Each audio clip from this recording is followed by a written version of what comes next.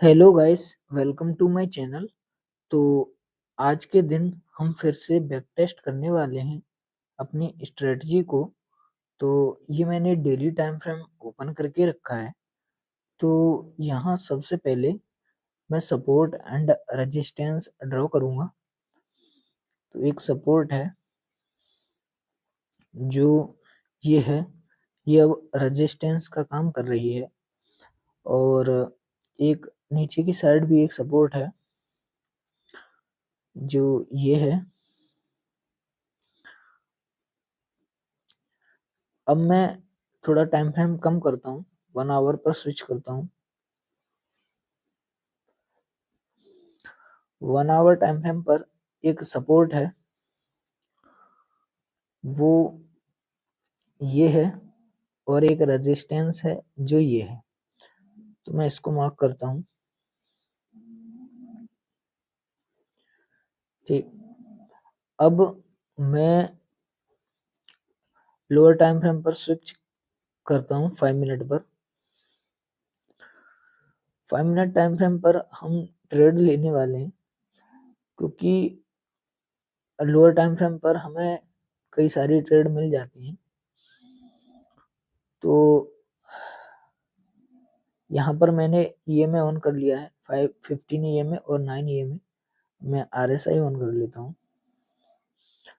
तो बेसिकली हमारी जो ट्रेड बन रही है वो यहाँ पर डाउन साइड की बन रही है, क्योंकि ईएमए और आरएसआई एसएमए के नीचे है और ईएमए के नीचे प्राइस की क्लोजिंग है।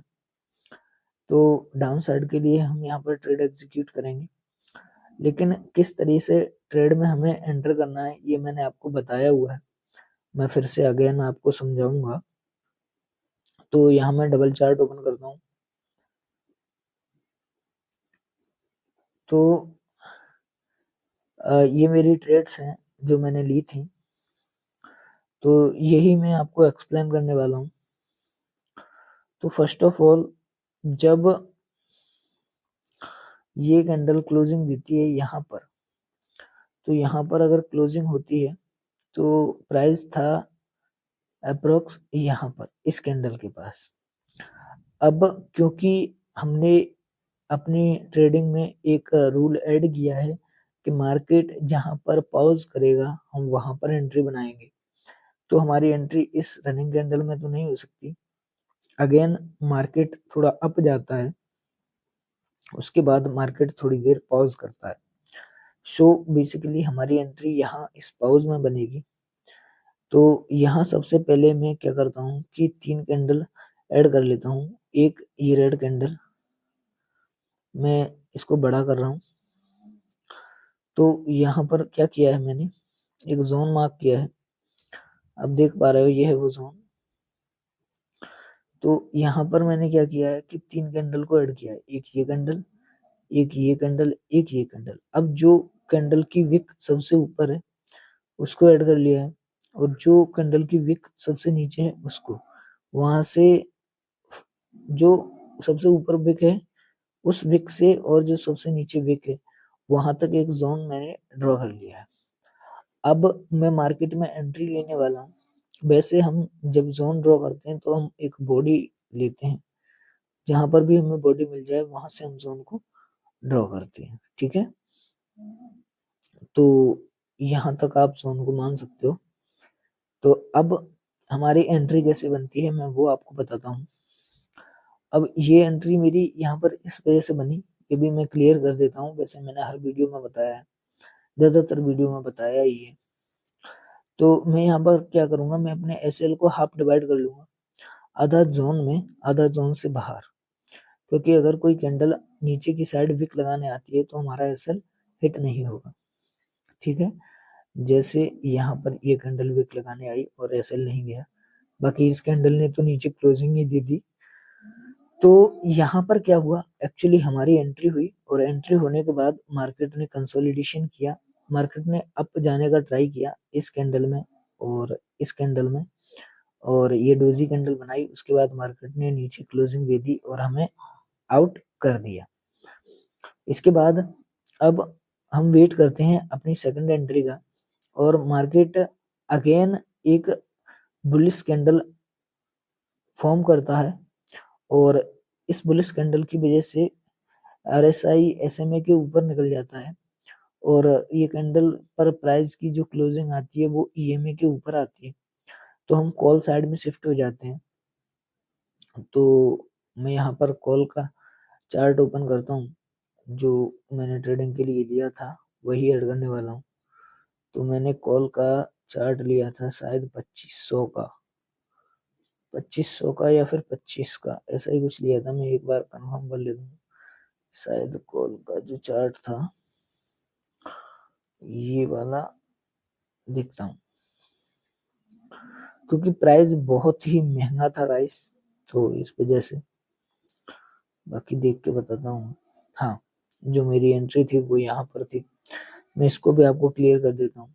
तो फर्स्ट ऑफ ऑल क्या होता है कि मार्केट जब इस कैंडल को फॉर्म कर रहा होता है, इस बिग कैंडल को, market up up up up यहाँ तक जाता है, फिर मार्केट यहाँ पर इस कैंडल की क्लोजिंग दे देता है।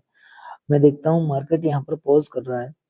क्यों? क्योंकि मैं यहाँ पर 3 कैंडल के लो को ऐड करता हूँ कुछ इस तरह से। तो यहाँ पर मैं कुछ इस तरह से कैंडल्स को ऐड करता हूँ, मैं दिखाता हूँ। इसको बड़ा कर लेता हूँ, यहाँ पर आपको बताता हूँ। तो यहाँ पर बेसिकली हुआ क्या, इसको हटाकर बताता हूँ।